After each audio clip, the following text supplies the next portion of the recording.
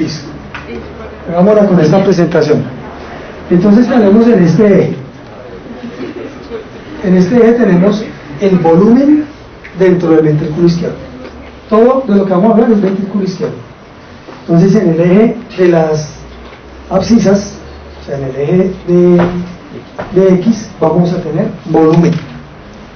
Entonces acá partimos de 0 y aquí tenemos hasta 130. En el eje de las ordenadas tenemos la presión. Pues tenemos presión del ventrículo izquierdo en milímetros de mercurio.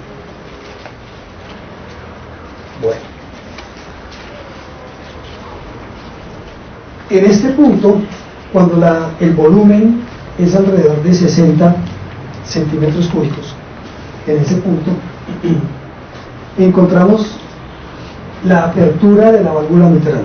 La válvula mitral es la válvula que está entre ¿qué cavidades? ¿Entre aurícula qué y ventrículo qué? ¿Derechos o izquierdos? Izquierdos. Bueno, entonces la válvula aurículo-ventricular o mitral en este momentico está abierta. Si está abierta, ¿qué está pasando con la sangre que está ahí? ¿Cómo está fluyendo? ¿De dónde a dónde? De la aurícula hacia el ventrículo. Está fluyendo. Y fluye de una manera pasiva. O sea, no necesitamos contracción de las aurículas para que esa sangre fluya. Es decir, que esta primera parte de este proceso es un proceso pasivo. Y al final de ese proceso pasivo, cuando está entrando, de una vez vamos integrando conceptos, cuando esa sangre está cayendo al ventrículo, origina una turbulencia. Entonces, esa sangre, cuando ingresa al ventrículo, ingresa toda turbulenta, y esa turbulencia puede ser audible. Esa turbulencia corresponde a la fase de llenado rápido del ventrículo derecho y corresponde al tercer ruido cardíaco. Entonces, para aquí, una vez vamos identificando los ruidos cardíacos. Entonces, en esa fase de llenado rápido del ventrículo izquierdo, se origina una turbulencia y esa turbulencia es audible y eso corresponde al tercer ruido cardíaco. Al final de ese llenado, que es pasivo, ocurre una contracción de las aurículas. Y esa contracción de las aurículas está esquematizada ahí por esa línea final punteada intermitente. Y en ese momento, cuando existe esa contracción auricular, origina nuevamente mayor turbulencia y esa turbulencia corresponde al cuarto ruido cardíaco. Entonces fíjense que empezamos por el tercero y el cuarto. Y ese cuarto ruido cardíaco lo que me está hablando es del llenado rápido, activo, el llenado final del ventrículo izquierdo. Entonces la primera parte, que es pasiva, origina el tercer ruido y la parte final origina el cuarto ruido. ¿Hasta ahí vamos bien? Ese llenado activo, eso genera la onda P. En el electro se traduce por la onda P. En el electrocardiograma se traduce por la onda P. Bueno, teníamos la válvula auriculoventricular abierta. Ya se llenó el ventrículo izquierdo. ¿Qué creen ustedes que sigue en procesos mecánicos? Se cierra la válvula, ¿cierto? Es lo que debe seguir. Entonces, ese es el cierre de la válvula mitral. Y el cierre de la válvula mitral, al cerrarse, origina el primer ruido cardíaco, que se escucha como loop. Si ustedes repiten, si se repiten loop, loop, loop, loop, loop, loop, loop, loop, ese es más o menos es la mnemotecnia para acordarse un loop. Es el primer ruido cardíaco y corresponde aquí al cierre de la aurícula ventricular izquierda. ¿Bien? Bueno, ya no se les va a olvidar, ¿no? Después del cierre de la válvula auriculoventricular izquierda, ocurre un evento bien interesante. Fíjense cómo esta flecha amarilla me está indicando que se está incrementando la presión, se está incrementando la presión. Estamos pasando acá desde este nivel y nos la está llevando aquí a cerca de 80 milímetros de mercurio. Se está incrementando la presión, pero el volumen permanece constante. O sea, el volumen que ocupó todo el ventrículo izquierdo permanece constante. Entonces, esa flecha lo que nos está representando es la contracción isovolumétrica del ventrículo izquierdo. Entonces él se empieza a contraer hasta que esa fuerza origina una presión tal que hace que se abra la válvula sigmoidea de la aorta. Y esa apertura de la válvula sigmoidea entonces va a permitir, bueno, entonces eso es la contracción isovolumétrica del ventrículo izquierdo. Todo esto es del ventrículo izquierdo. La apertura de la sigmoidea aórtica entonces va a permitir que salga la sangre de ahí. Entonces origina esa eyección. Y fíjense cómo en la medida en que el ventrículo se contrae, incrementa la presión. Entonces me va a pasar acá desde 80, me la sube hasta 120. Incrementa esa presión y mediante esa presión incrementada se permite el paso de sangre de acá, del ventrículo izquierdo, que está saliendo aquí por la arteria aorta. La aorta, ustedes recuerden, es una arteria que tiene un gran componente elástico. Es mucho más elástica que las demás arterias del cuerpo. Las demás arterias del cuerpo tienen proporcionalmente más fibras musculares que las hacen más resistentes, pero no las hacen tan elásticas como lo es la aorta. Y ella entonces gana presión hasta 120 milímetros de mercurio y luego de 120 milímetros de mercurio la presión cae. ¿Qué pasa en este momento cuando la presión de la aorta cae de 120 y se devuelve acá? Fisiológicamente, o sea, mecánicamente se inicia la diástole, ¿cierto? Y en ese momento es cuando se aprovecha para embolsar la sangre dentro de las válvulas sigmoideas de la aorta para llenar las coronarias. Es en ese momento cuando se empiezan a llenar las coronarias, cuando empieza a decaer. Entonces, en ese punto se da el cierre de la válvula aórtica, y ese cierre de la válvula aórtica es brusco, porque esta sangre que se está tratando de devolver la embolsa bruscamente y hace que choquen los bordes libres de la válvula, y al chocar los bordes libres de la válvula origina el segundo ruido cardíaco, que es un sonido un poco más agudo, más seco, corresponde al loop, más agudo, más seco. Listo. Bien. ¿Hasta ahí va claro el proceso? ¿Sí? Bien.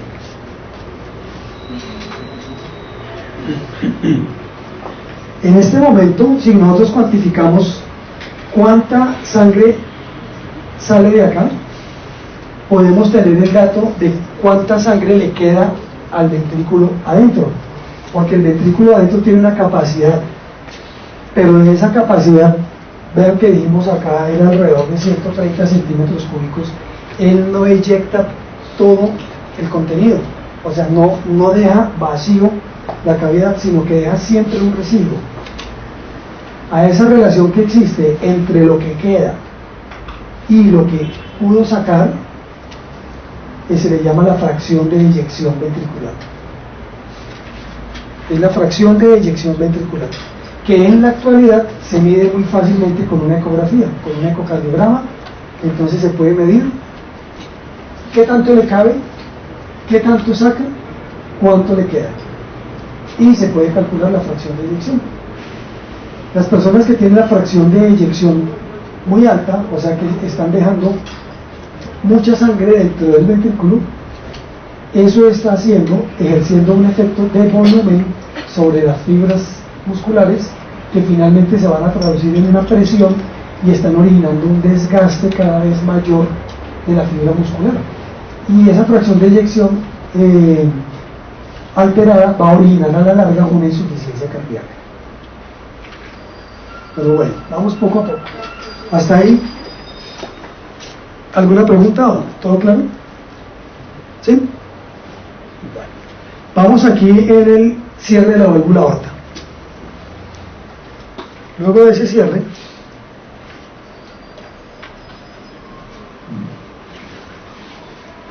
viene la apertura de la válvula mitral y permite el paso de sangre de la aurícula hacia el ventrículo nuevamente. Y fíjense cómo cuando pasa la sangre cae la presión, pero el volumen permanece constante.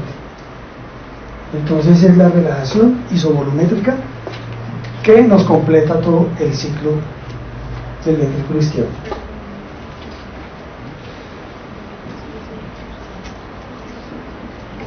Bien, entonces repasando, tenemos aquí nuevamente, iniciaríamos otro nuevo ciclo, la apertura de la válvula mitral, el llenado del ventrículo izquierdo, que en la primera parte es un llenado pasivo, y al final es activo. Y durante ese llenado, fíjense que aumenta el volumen, pero la presión no se incrementa demasiado.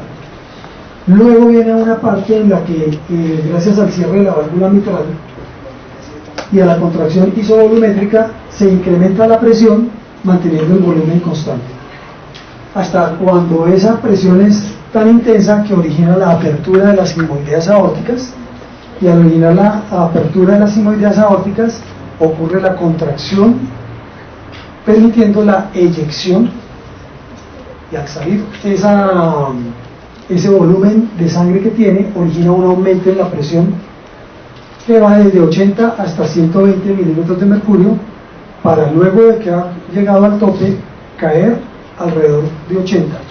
En ese momento se cierran bruscamente las válvulas sigmoideas aórticas y origina el segundo ruido cardíaco, para luego de que se ha permitido el llenado de las coronarias.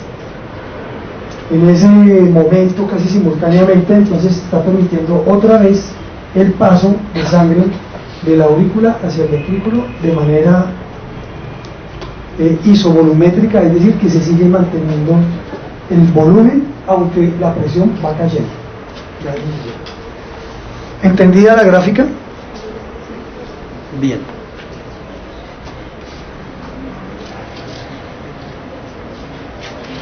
Esto también entonces tiene sus significados, o su correlación más bien, con el electrocardiograma. Ustedes recuerdan que el electrocardiograma, en la práctica que vamos a hacer desde mañana y en estos días, el electrocardiograma es simplemente el reflejo de la sumatoria de todos los potenciales de acción que tienen las fibras cardíacas y cómo se van transmitiendo hacia la superficie.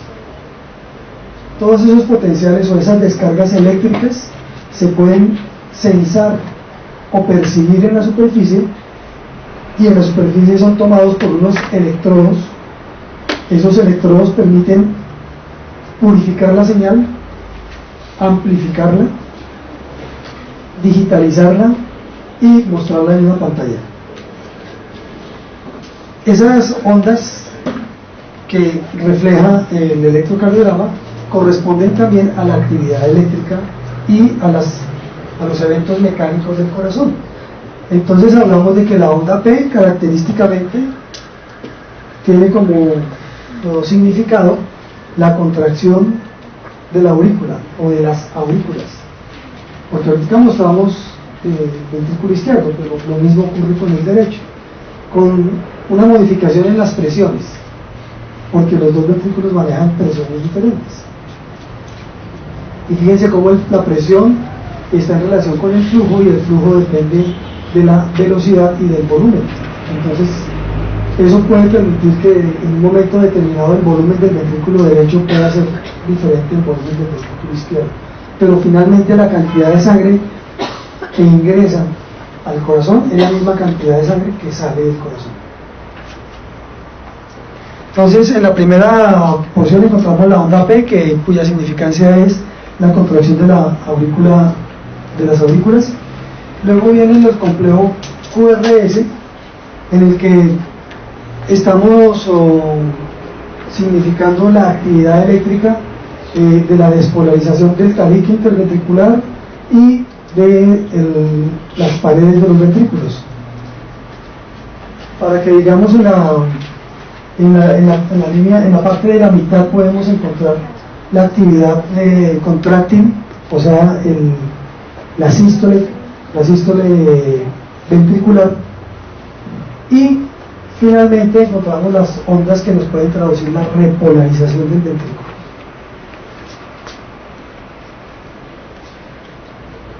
La derivación que habitualmente se utiliza, por ser la derivación que permite observar con mayor amplitud la onda R, es la derivación de 2. Ustedes recuerdan que las derivaciones son 12 derivaciones clásicas, existen muchísimas más y se podrían tomar muchísimas más, pero estandarizadas y clásicas entonces son 12 derivaciones, que son denominadas D1, D2, D3, que son bipolares. Las unipolares son ABR, ABL y ABF. ABR habla de miembro superior derecho, ABL miembro superior izquierdo y ABF miembro inferior. Y las precordiales, que se colocan desde la línea paraesternal derecha, la izquierda, y entre el cuarto y quinto espacio intercostal izquierdos, que son de B1 hasta B6. Entonces son 6 precordiales, 3 unipolares y 3 bipolares. La derivación que se utiliza para hacer la correlación del ciclo cardíaco y las que se utilizan en muchos monitoreos es la derivación de 2. Solamente para tener en mente la estructura anatómica del corazón y correlacionarla con los eventos que vamos a mencionar. A nivel de las aurículas, entonces ocurre una contracción muscular que puede responder o corresponderse con la onda P. Entonces la contracción auricular se correlaciona con la onda P, y la contracción ventricular con lo que sigue de la onda S en adelante. Las ondas son denominadas P, Q, R, S, segmento ST, onda T. Pueden haber otras ondas, onda U y onda E, pero digamos que estas son las clásicas, las más importantes y características. El segmento o la porción que se encuentra entre una onda y otra se llama segmento.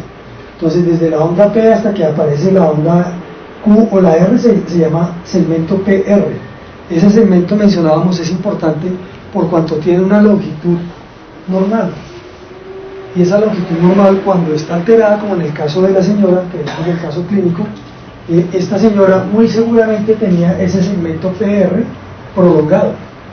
Si esto normalmente es de 20 milisegundos, muy seguramente la señora, si tenía un bloqueo auriculoventricular, tenía mucho más de 20 milisegundos, 24 o 30, dependiendo de la magnitud del bloqueo.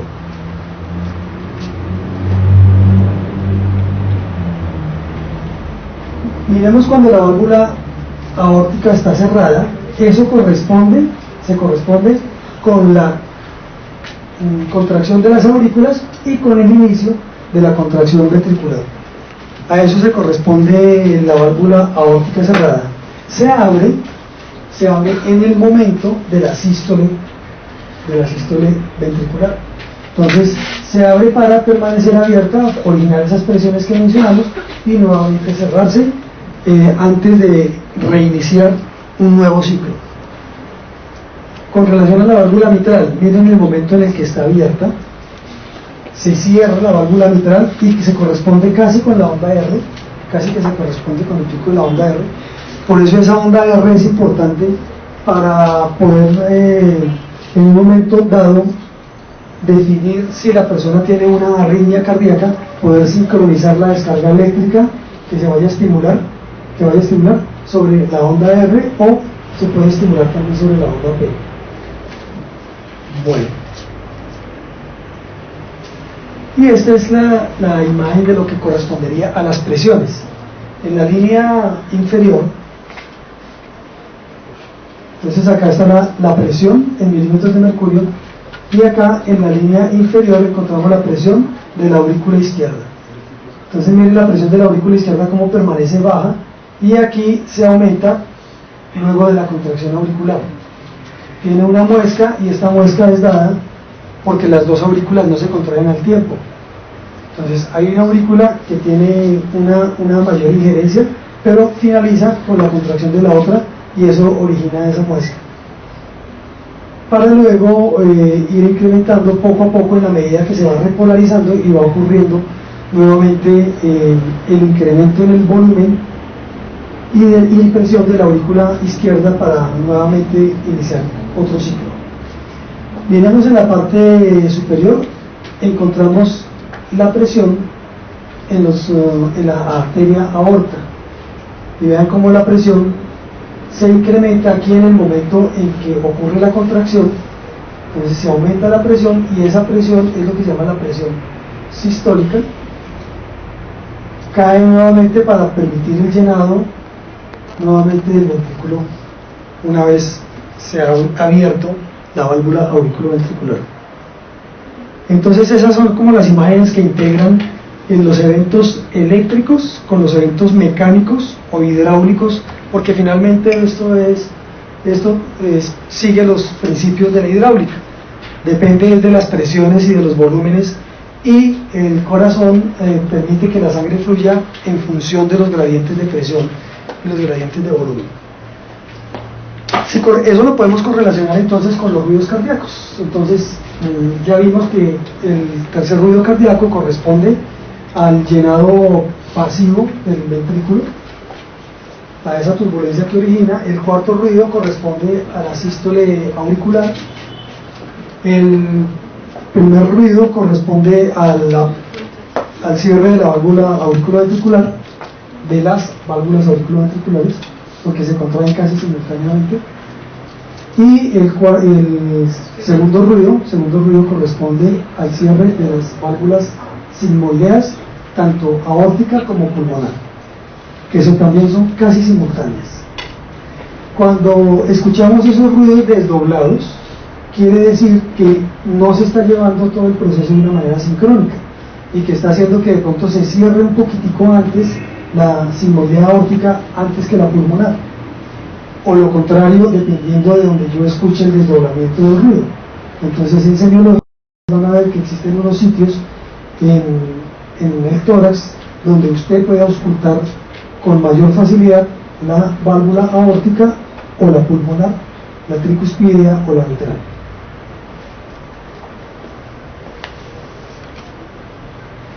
Esa es la correspondencia con los ruidos, y estos son los volúmenes durante la sístole y durante la diástole. Bueno, preguntas. ¿No? ¿Todo claro? ¿O bien confuso? ¿No? ¿Sí está claro o no? Sí, es claro. O sea, toca es analizar paso a paso, poco a poco.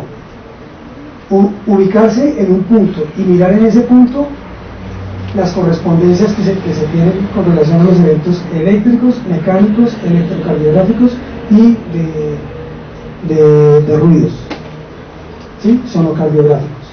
Es correlacionarlos y correlacionar cada punto, porque uno ve toda la gráfica y uy, ¿por dónde empiezo? Pues ubique siempre un solo punto y dice, bueno, acá están abiertas las sigmoideas. Entonces en este momento, ¿qué está ocurriendo? ¿Qué pasa con la presión? ¿Qué pasa con el volumen? Electrocardiográficamente, eléctricamente, ¿yo qué puedo ver? Y pues así pueden desmenuzar poco a poco las gráficas y sacarles más provecho. Bueno, ese es el flujo de la aorta. Entonces ustedes ven que el flujo de la aorta es mucho mayor, se incrementa aquí en el momento que se cierra la válvula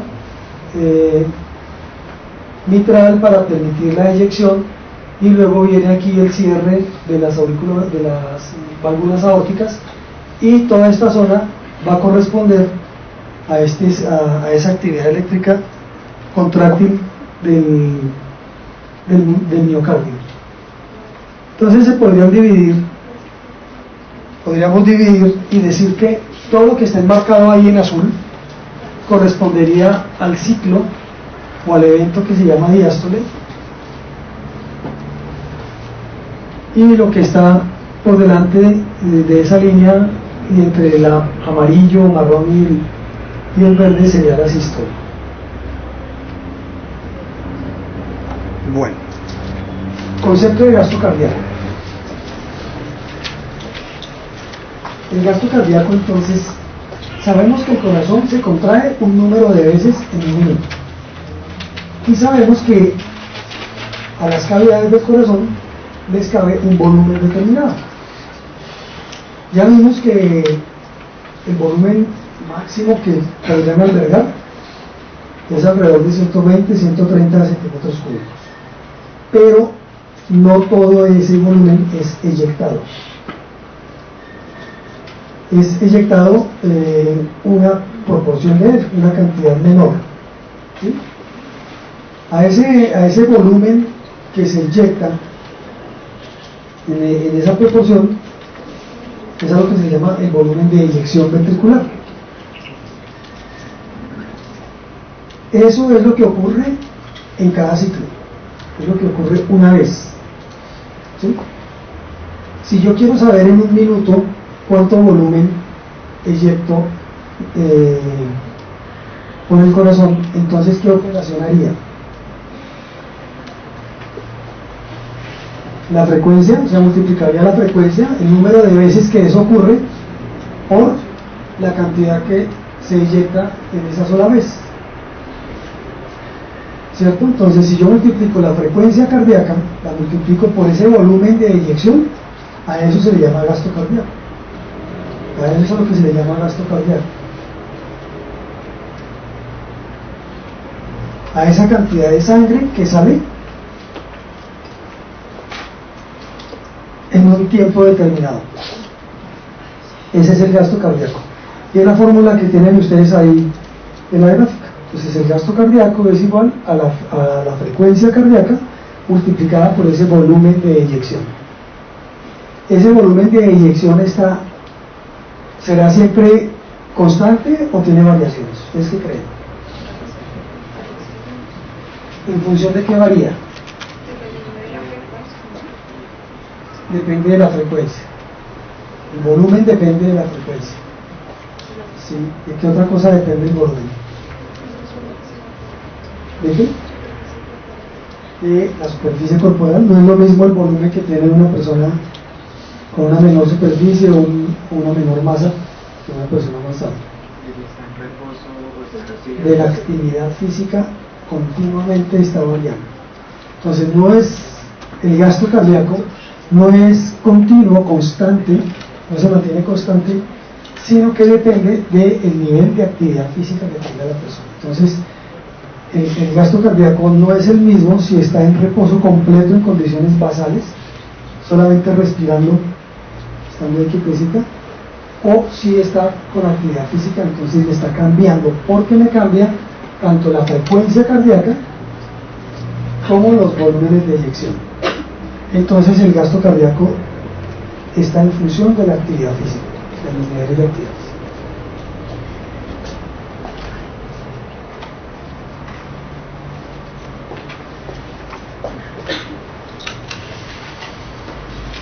Los fisiólogos de esa época tuvieron lío para poder calcular cómo hacían para tener el gasto cardíaco, y cómo obtenemos ese gasto cardíaco. Entonces se preguntaron, bueno, ¿cómo le hacemos? En esa época, pues ya se había descubierto el oxígeno, y en esa época se tenía la posibilidad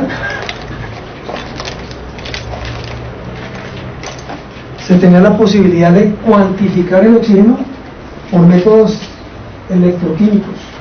Entonces con sensores de oxígeno se podía determinar cuánto oxígeno había en el aire, cuánto oxígeno hay en el volumen de aire expirado. Entonces, si yo sé cuánto oxígeno está ahí en el aire y cuánto estoy expirando, entonces yo puedo hacer una diferencia entre lo que inhalo y lo que exhalo. Y la diferencia de los dos es el consumo de oxígeno, fue lo que yo consumí. Y eso lo determinaron cuantificando cuánto oxígeno había acá. Uy, me salí.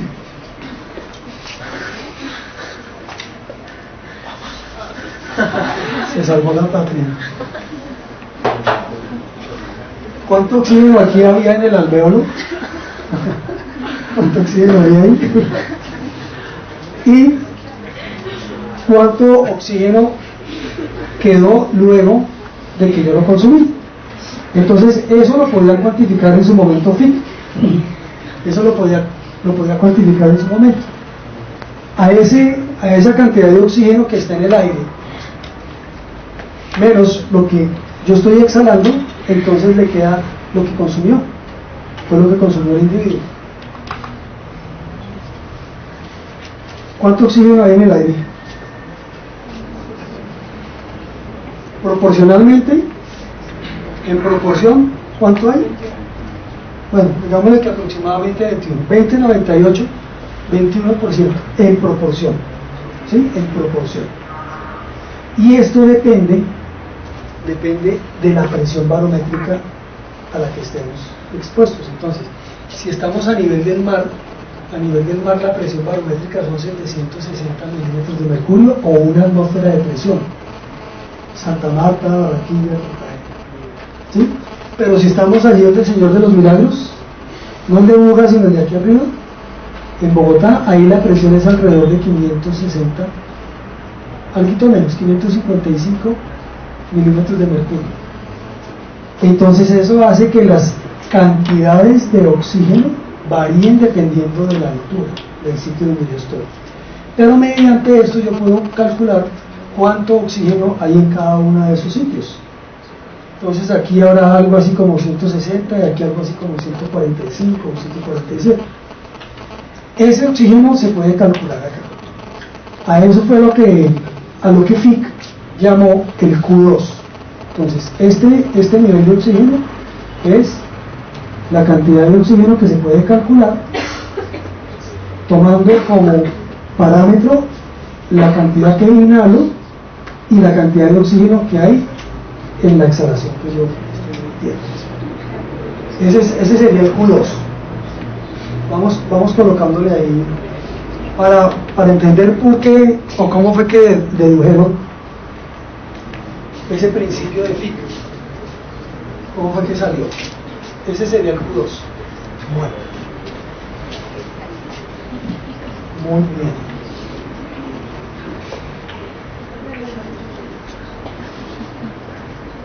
Bueno. Tenemos aquí una arteria pulmonar y por esta arteria pulmonar le estamos suministrando sangre a este alvéolo. Este es un alvéolo y este es un capilar pulmonar. El capilar pulmonar tiene una porción arterial y una porción venosa. ¿Cuál de los dos tiene mayor cantidad de oxígeno en sangre? ¿El capilar venoso o el capilar arterial? En el pulmón.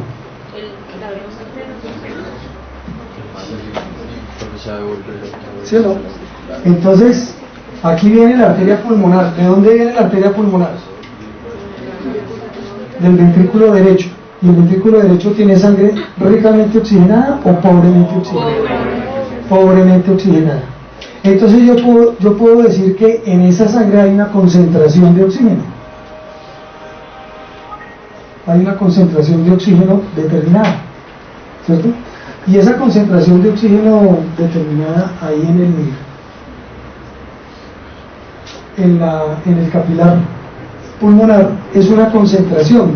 Si yo quiero saber la cantidad que hay, entonces la multiplico por el volumen que me está llegando. ¿Sí es claro? Ahí está como la clave de entender el principio de Fick. Otra vez, tenemos oxígeno en tres partes. Tenemos oxígeno acá en el alveolo, tenemos oxígeno en la arteria pulmonar y tenemos oxígeno en la vena pulmonar. En esos tres sitios tenemos las concentraciones de oxígeno. En cada uno de ellos tenemos diferentes concentraciones. Entonces aquí tenemos una concentración, aquí tenemos otra concentración y aquí tenemos otra concentración. ¿Bien? Ese oxígeno está, el que está en las arterias está disuelto, ¿de qué manera? ¿Ligado a quién? ¿A quién? El oxígeno se liga a quién en la sangre, para que lo transporte. A la hemoglobina que está en los eritrocitos. O sea que aquí hay, en esta sangre hay una concentración de oxígeno porque ese oxígeno está pegado a la hemoglobina que está en los eritrocitos. Y en este sitio habrá una menor concentración o cantidad total de oxígeno que el que existe acá, porque aquí él ya ha venido al pulmón y acá en el alveolo le pasó oxígeno que había aquí en el alveolo, se lo pasó a la sangre. ¿Sí? Entonces aquí encontramos unas concentraciones de oxígeno que en términos generales siempre están menor que las que tenemos aquí en la arteria, en la vena pulmonar. En la vena pulmonar. Entonces en la vena tenemos una concentración mayor. Si yo quiero saber la cantidad de oxígeno que hay ahí, entonces multiplico por la cantidad de sangre que está pasando por ahí en un tiempo determinado. A eso se le llama el flujo. Y ese flujo entonces lo denomino con la letra Q. Entonces si yo multiplico el flujo por la concentración de oxígeno, obtengo la cantidad de oxígeno que me está llegando ahí a la arteria pulmonar. Igual puedo hacerlo con la cantidad de oxígeno que está en la vena pulmonar, y acá lógicamente será mucho mayor. Entonces Fick sabía eso. Fick sabía que en la arteria pulmonar había una concentración bajita, que en las arterias había una concentración mayor. Él podía medir la cantidad de oxígeno que había en el ambiente, entonces la cantidad de oxígeno que hay en el alveolo y la cantidad de oxígeno que hay cuando yo exhalo. Entonces tenía esos eran los parámetros que tenía, y lo que él pretendía saber, lo que él quería saber es cómo se calcula el flujo de sangre que ingresa a los pulmones, o el gasto cardíaco. Entonces él lo que quería averiguar era eso, cómo, teniendo estos parámetros, entonces cómo se hace para encontrar el flujo sanguíneo. Fíjense que los parámetros que tenían eran de oxígeno, pero él quería saber era sangre, qué volumen. Él tenía volúmenes de aire, de oxígeno, pero quería saber volúmenes de sangre. Entonces para eso, ¿tenías alguna pregunta? ¿No?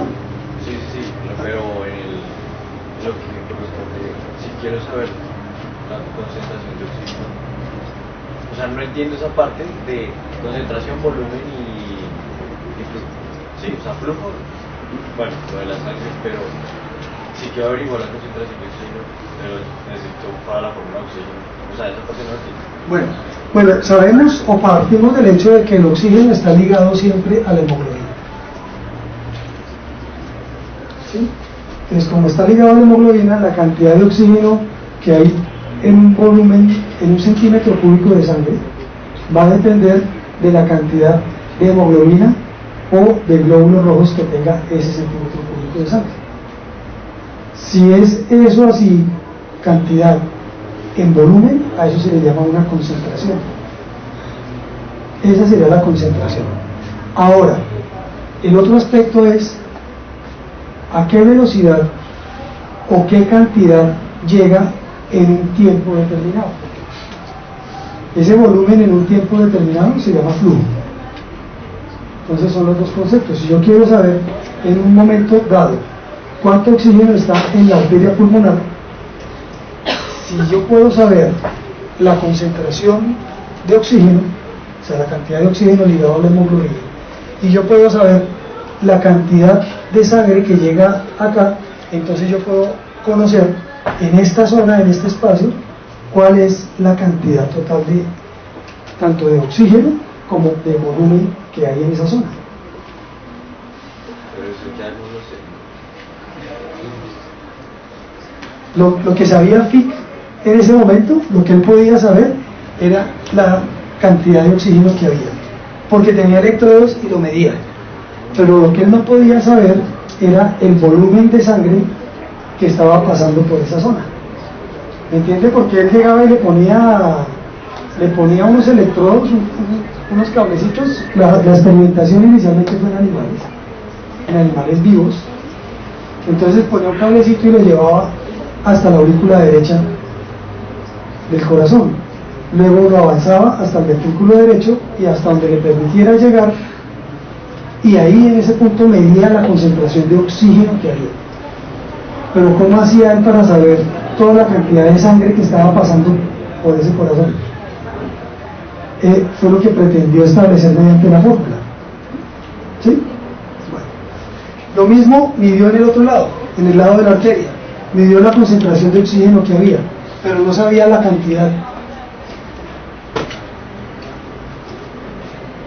Por la ley del principio de masas, se sabe que la cantidad de oxígeno que existe en esta zona más la cantidad de oxígeno que le pueda aportar en esta zona me va a determinar la cantidad de oxígeno que está aquí al final del circuito. Entonces Q1 más Q2 es igual a Q3, y la cantidad que existe en Q1, entonces sabemos que Q1 es igual al flujo multiplicado por la concentración de oxígeno. ¿Qué es Q1? ¿La arteria o la vena pulmonar? Entonces por eso le colocaron ahí arteria pulmonar.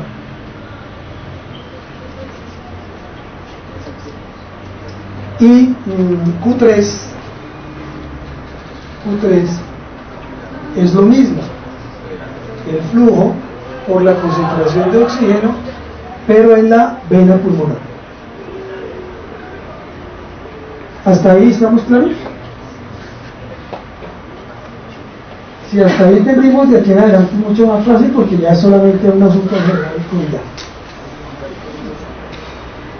Q minúscula significa la cantidad, Q minúscula significa la cantidad de oxígeno que existe acá en esta zona, en cada zona específica. Eso significa Q minúscula.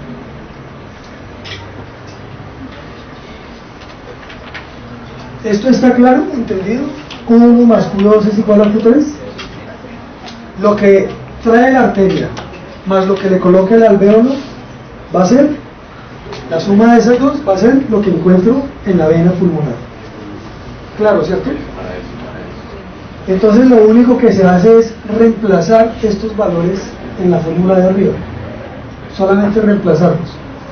Entonces decimos que Q1 es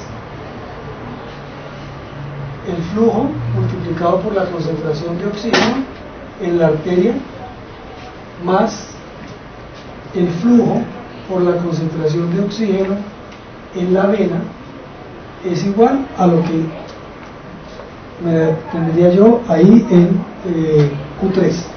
¿Sí? Ah, no, perdón. Ya la estoy pasando al otro lado. Entonces dejémoslo aquí. Q2 es igual a Q que le estaba ya pasando. Hagámoslo así paso a paso. Hasta ahí está bien, ¿cierto? Solamente lo único que hice fue reemplazar. no más. Ahora, yo lo que pretendo y lo que quería Fick en su momento, lo que quería saber era el volumen de sangre que estaba pasando, o sea, la Q, que era lo que él estaba buscando desde el principio, la Q.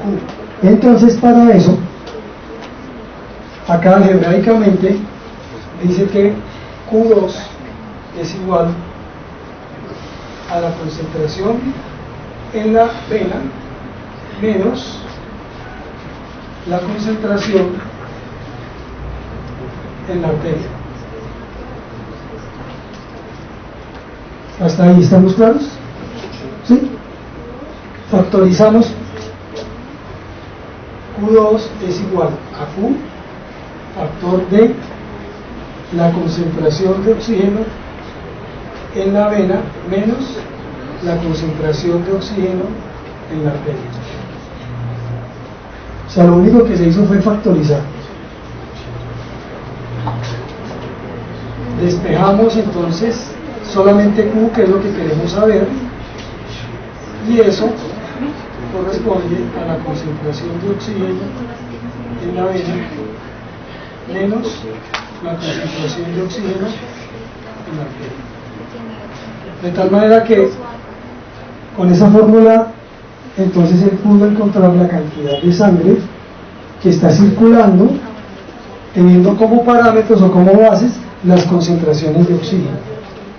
Pues, utilizando las concentraciones de oxígeno, pudo calcular la cantidad de sangre en el corazón. Ese es el principio de Fick para el cálculo de del gasto cardíaco. Bueno, miremoslo.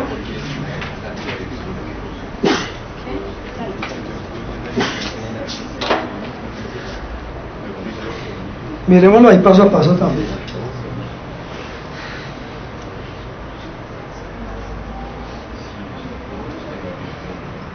Partimos de esta premisa.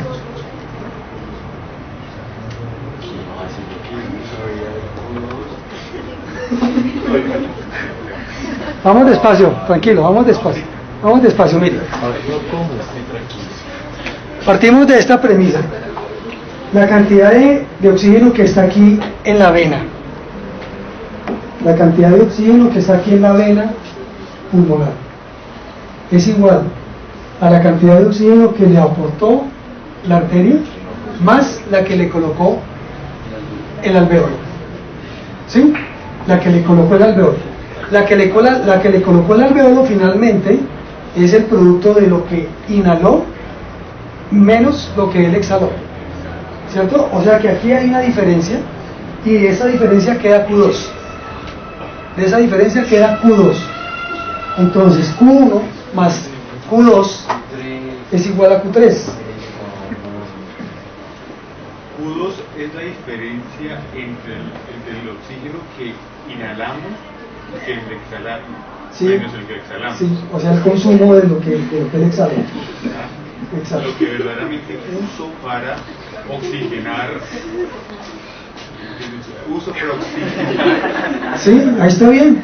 Ahí está bien. Es que finalmente el contenido de oxígeno en la vena, este contenido de oxígeno en la vena es la suma de eso que quedó acá aportándole, más lo que él le dio al principio por la arteria pulmonar. ¿Hasta ahí? Claro. Entonces partimos de esto. La ecuación base es esta. Q1 más Q2 es igual a Q3. Ahora, ¿qué es Q1 y qué es Q3? Q1 es la concentración de oxígeno más el volumen de sangre que está pasando por ahí con ese oxígeno pegado. ¿Sí? Listo. Esa es la concentración de oxígeno o la cantidad de oxígeno que hay en la arteria pulmonar. Señor. Una pregunta, ¿Q1 y Q2 y Q3 tienen el mismo volumen de aire? No, de oxígeno, no, de oxígeno. Sí, no tienen el mismo. De hecho, mira, este tiene poquita cantidad de oxígeno, este tiene mucha y este tiene un poquito más. porque es la suma de los otros dos. ¿Sí? Bueno. ¿Hasta ahí va claro? ¿Sí está claro qué es Q1, qué es Q3? Q2, ya sabemos que Q2 es la diferencia de la difusión que hubo más la exhalación. Esa es la diferencia, eso sería Q2. Bueno. Esa es la ecuación clave.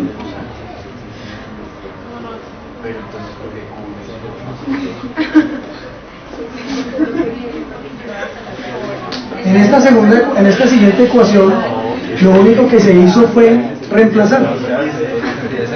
Lo único que se hizo fue reemplazarlo. Entonces dice que la concentración de oxígeno en la arteria pulmonar más Q2 me va a dar la concentración de oxígeno en la vena pulmonar.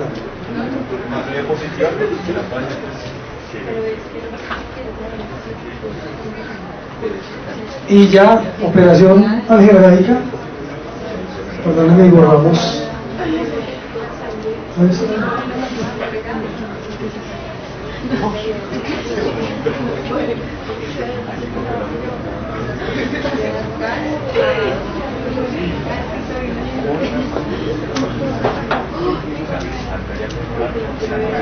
Operación algebraica, nomás despejar Q, porque lo que él quería averiguar era el volumen de sangre, era lo que él pretendía. ¿La relevancia? Sí, o sea, también, pero que bueno, aquí, tanto lío, yo duré mucho tiempo preguntándome eso, hasta que algún día lo entendí. O sea, hay que ubicarnos en el contexto de esa época. Ahorita es muy fácil, porque ahorita colocamos un catéter central y medimos mediante una ecocardiografía los volúmenes y tenemos el volumen, pero en esa época no había ecocardiograma y había, bueno, entonces, ¿qué es lo que él quería? Averiguar cuál era el volumen de sangre que pasaba por el corazón. Y ya, solo eso. Se gastó un pocotón de años para averiguar el volumen de sangre. Ahorita, como les digo, es fácil, ¿no? Porque es hacer un ecocardiograma y se sabe el volumen de inyección y ya. Pero el principio de dónde salió todo eso es este. Para eso él tenía la posibilidad de medir el oxígeno, concentraciones de oxígeno en la arteria pulmonar, en la vena pulmonar y en el aire, inhalado y exhalado. Y solamente con las concentraciones de oxígeno en las diferentes zonas averiguó la cantidad de sangre que pasaba. Esa cantidad de sangre es el gasto cardíaco. Como para que tengan una utilidad, eso es el gasto cardíaco. Eso es el gasto cardíaco. O sea, la cantidad de sangre que pasa en el tiempo determinado. Bueno, si sabemos que ese Q2 son 250 mililitros, ¿sí? O sea, lo que ingresó y lo que se exhaló de eso quedó 250 mililitros por minuto. 250. Y conocemos las otras concentraciones 0,20 y 0,15, entonces mediante ese dato podemos encontrar que el gasto cardíaco de un individuo típico de fisiología normal, peso, talla normal, es aproximadamente 5 litros. Entonces mediante esa fórmula, y aquí nos gastamos 20 minutos, pero el hombre se gastó como 15 años para deducirlo. Principio de Fick. Bueno, pero quedó entendido de dónde sale, cuál es el origen. Bueno, ustedes me dijeron que ese gasto cardíaco depende de dos factores fundamentales. El primer factor, la frecuencia cardíaca, y el segundo factor, el volumen que se inyecta con cada sístole, que se llama volumen latido o volumen de eyección. Y ese volumen latido o volumen de eyección multiplicado por esta frecuencia cardíaca me permite encontrar entonces el volumen minuto. Entonces si multiplico uno por otro me va a dar el volumen minuto. Ese volumen volumen latido del corazón depende básicamente de tres factores: de la cantidad de sangre que está llegando al corazón derecho. Esa cantidad de sangre que llega al corazón derecho se llama precarga, ¿cierto? Es la fuerza, la presión que ejerce. No, la cantidad que llega al corazón derecho es precarga, porque es el volumen que le va a permitir a la fibra estirarse. Es lo que le permite a la fibra estirarse. Bueno, entonces va a depender de eso, de esa precarga. Ese volumen latido depende también de la resistencia que le ofrecen todos los vasos, la aorta y todos los vasos periféricos, de la resistencia que le ofrecen al ventrículo izquierdo para que se contraiga. A eso se le llama poscarga. Es toda la resistencia que él tiene que vencer contra lo que tiene que trabajar. Se llama poscarga.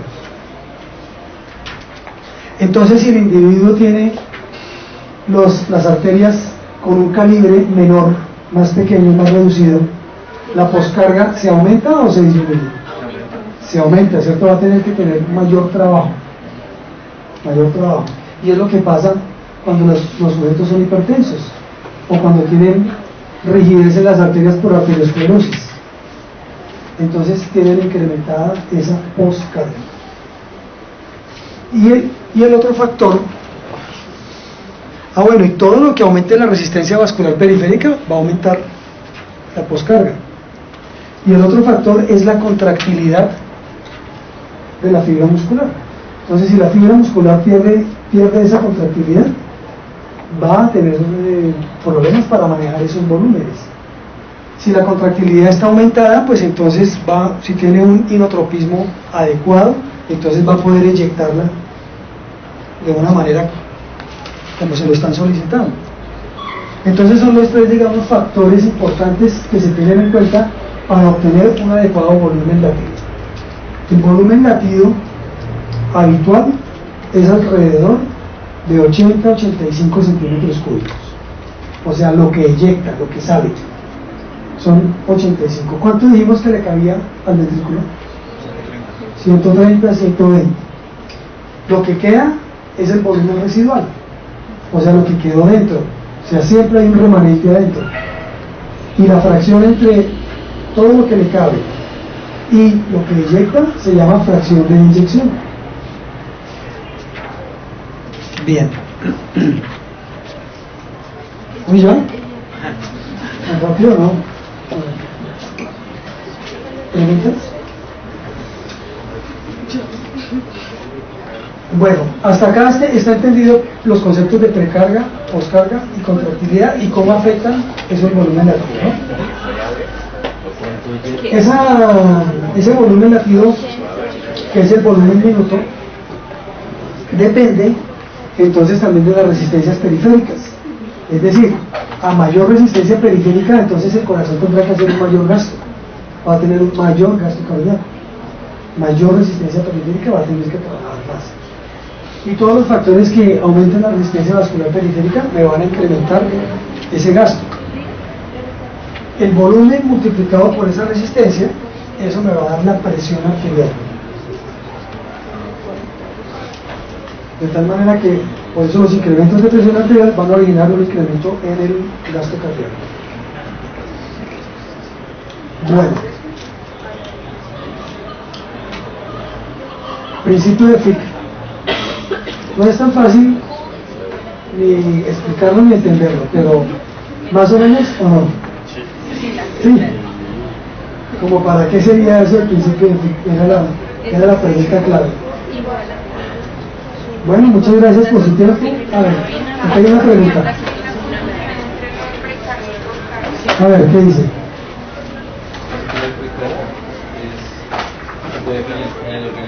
Como la carga, la presión es una que extiende el músculo de la vida.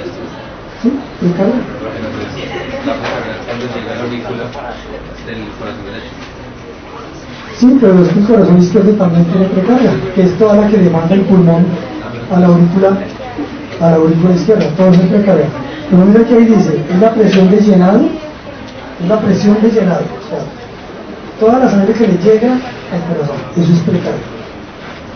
Y poscardia, la resistencia que le ofrece el ventrículo izquierdo, porque es que el derecho casi no tiene resistencia. ¿Sí? Bueno, muy amables, muchas gracias. Gracias.